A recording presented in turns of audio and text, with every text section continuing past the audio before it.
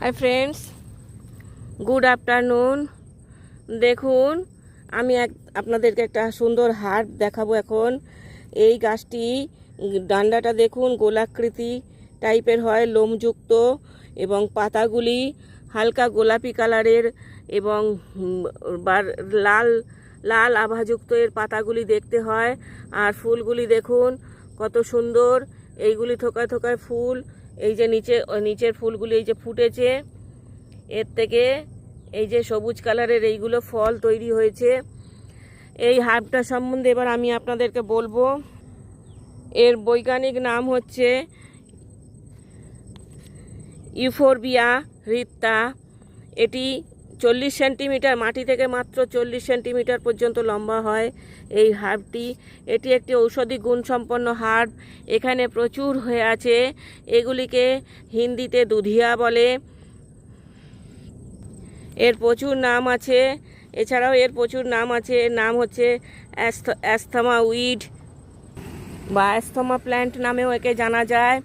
এটি ট্রপিক্যাল ও সাবট্রপিক্যাল অঞ্চলে এরা জন্মায়।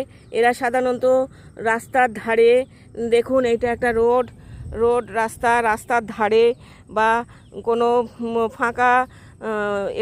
ফাঁকা মাঠযুক্ত জায়গায় এরা জন্মায়। ফাঁকা মাঠযুক্ত জায়গায় এরা জন্মায়। এদের ফুলগুলি দেখলেন, এরা ট্রপিক্যাল, এরা সাধারণত আমেরিকায় এদের নেটিভ। এছাড়াও এশিয়া মহাদেশেও এদের দেখা যায়। এরা সাধারণত ট্রপিক্যাল ও সাবট্রপিক্যাল অঞ্চলের পতিত কোনো জমিতে জন্মিয়ে থাকে। এরা ফিলিপিন্সে একে তাওয়া বলে। এই ফিলিপিন্সে এর থেকে জ্বর এবং ডেঙ্গুর ওষুধ তৈরি করা হয়। আমাদের দেশেও এর থেকে দাঁত এবং এক্সিমা এবং স্কিন ডিজিজের ওষুধ তৈরি করা হয়।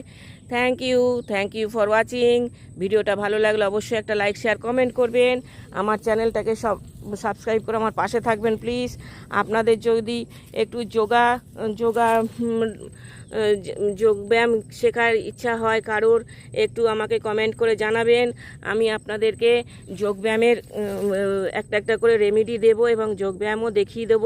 তাতে আপনারা অনেক কিছু রোগের উপশম করতে পারবেন এবং অনেক রোগের হাত থেকে এবং ঔষধ খাওয়ার হাত থেকে বেঁচে যাবেন এবং শরীরকে সুস্থ রাখতে পারবেন। Thank you for watching. ভিডিওটা ভালো লাগলে অবশ্যই একটা লাইক, শেয়ার, কমেন্ট করবেন। আমার চ্যানেলটাকে সাবস্ক্রাইব করে আমার পাশে থাকবেন প্লিজ।